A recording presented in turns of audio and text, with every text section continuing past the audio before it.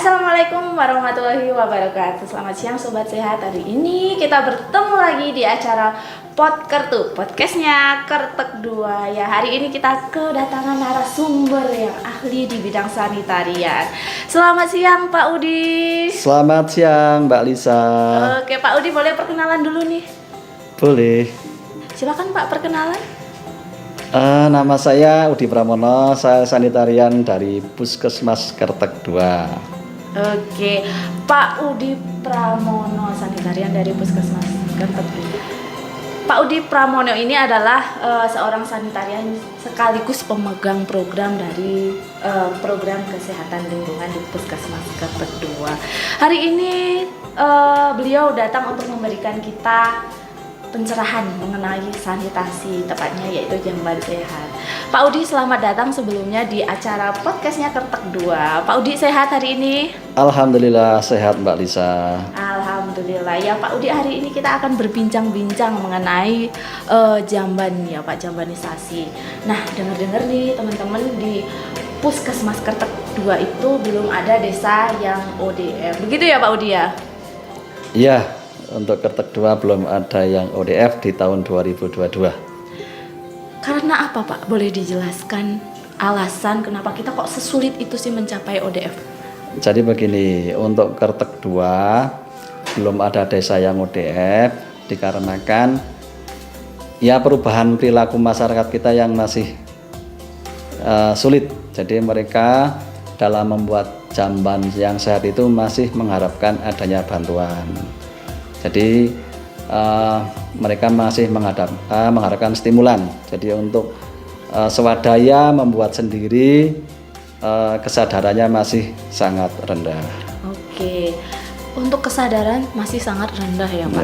Ya, untuk itu Pak Udi, ada nggak sih trik, tips atau inovasi yang kita ciptakan untuk menaikkan angka jambanisasi yang ada di wilayah kerja Puskesmas Kertek 2? Ya, banyak Mbak Lisa untuk meningkatkan akses jamban sehat di wilayah Kertek 2. Sebetulnya sudah banyak inovasi ya, untuk misalnya untuk inovasi adanya Sibang Gendul ya. Itu Sibang Gendul itu ada, terus Bang Jamet itu sudah masuk di wilayah Kertek 2. Terus untuk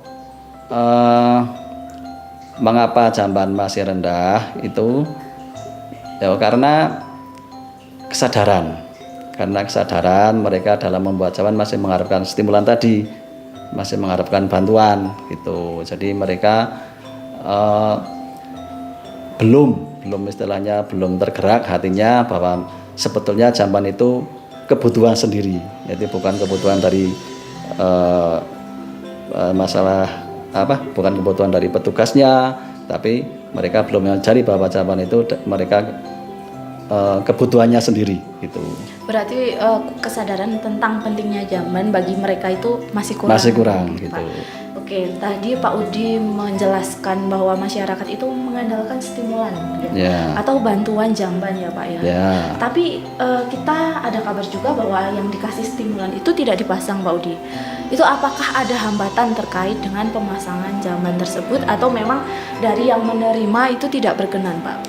Jadi begini, untuk bantuan itu masyarakat itu maunya kalau bantuan itu ya seluruhnya, mulai dari nol sampai dengan jadi sampai selesai gitu. Padahal yang namanya bantuan itu kan beda-beda sumber anggarannya, ada yang dari APBD, ada yang dari dana desa, ada yang dari Kemenkes, terus ada yang dari APBD 1, itu ada yang dari PUPR, itu beda-beda, nominalnya beda-beda.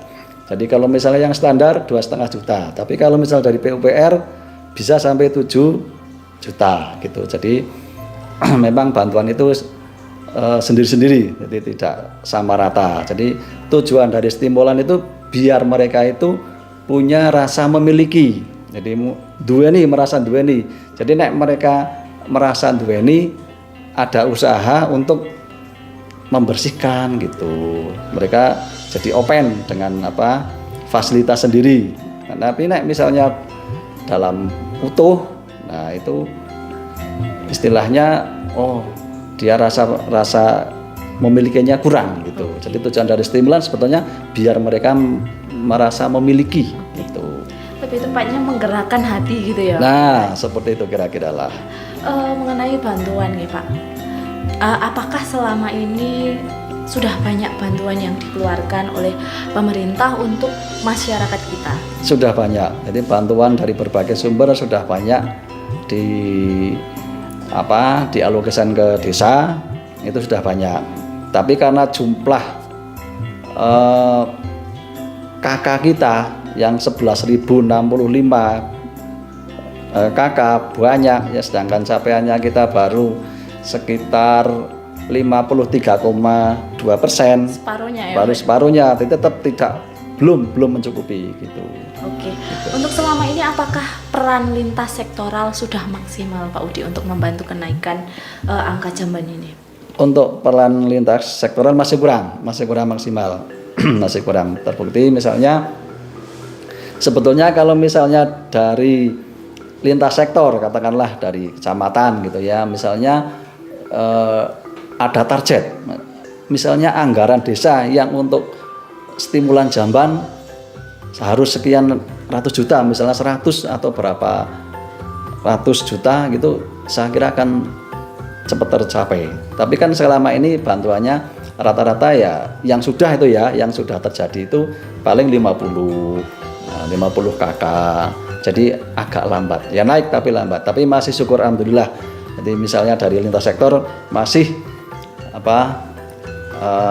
berperan penting untuk memberikan dukungan kepada desa, terutama untuk meningkatkan jamban sehat itu tadi. Oke Pak Udi.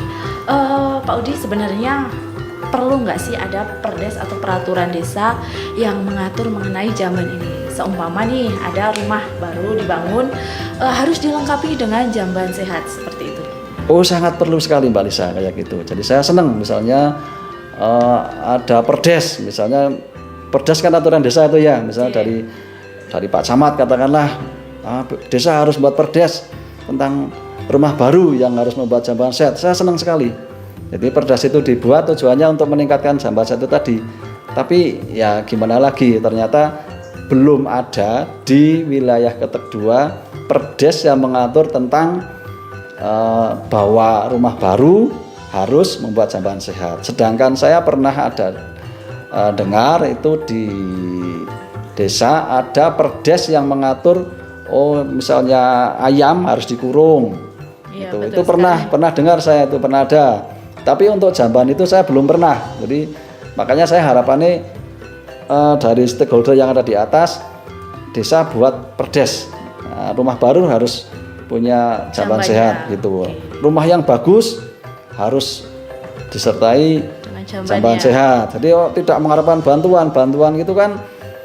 Ya kita harus istilahnya, masa kita hari gini masih mengharapkan bantuan terus, sedangkan kita kan kalau kita lihat penduduk di wilayah Reco ini kan, di wilayah Ketek 2 ini kan rumahnya sudah bagus-bagus, sepeda motor, punya beberapa mobil, tapi kita lihat kalau kita cek jambannya juga masih belum lepas seperti itu. Jadi artinya mereka belum kesadarannya belum sampai ke situ lah untuk membangun jamban sehat itu. Oke, kayaknya kalau kita ngobrolin jamban nih teman-teman, nggak cukup 20 menit. Nggak cukup Mbak Lisa, kalau perlu kita kita durasinya mungkin lebih detail. Ya. Oke, Pak Udi, saya mau tanya nih, setelah berbagai cerita yang Pak Udi utarakan hari ini, seberapa penting sih Pak kepemilikan jamban untuk setiap rumah?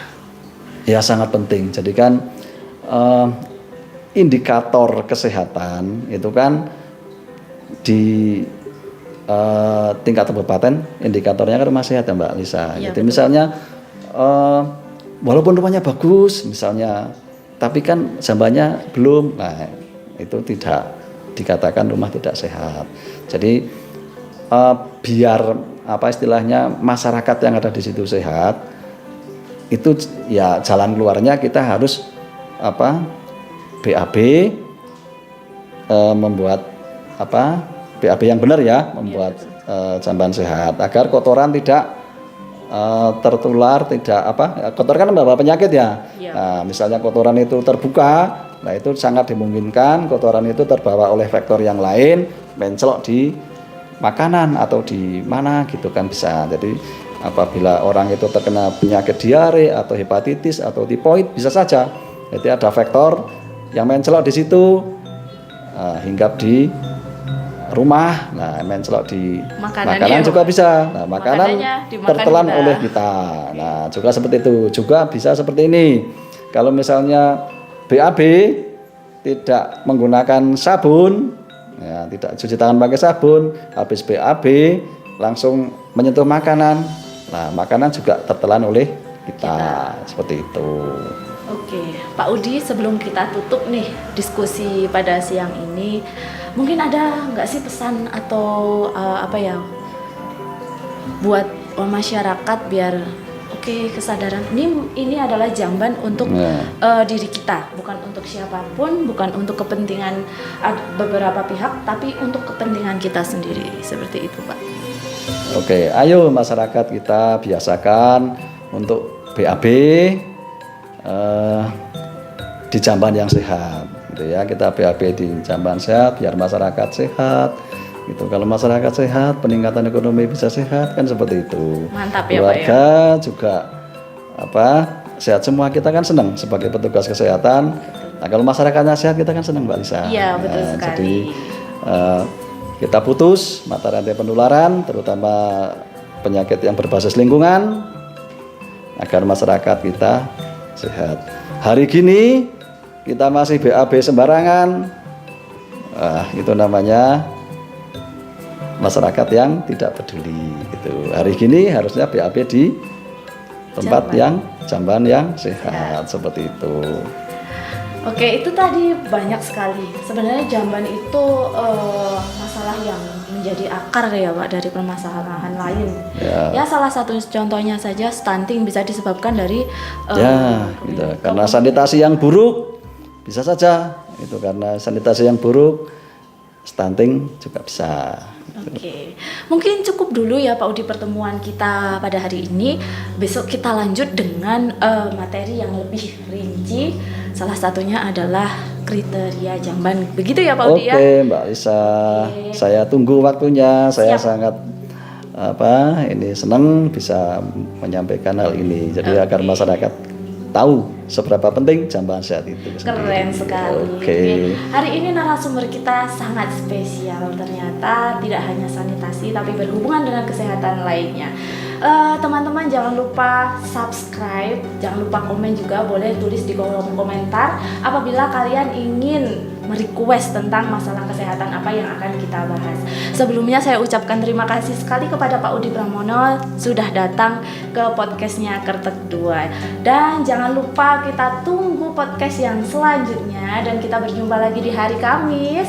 Boleh kalian request ya teman-teman sekali lagi, dan jangan lupa juga follow untuk Instagram Puskesmas Kertek 2. Mungkin itu saja pertemuan hari ini, saya akhiri. Pak Udi tidak ada tambahan lagi ya? Saya cukup Mbak Lisa. Sampai di sini dulu. Nanti kita sambung lagi lah. Salam sehat di tempat yang teman-teman. Jangan lupa tetap jaga kesehatan untuk sehat, bugar dan produktif.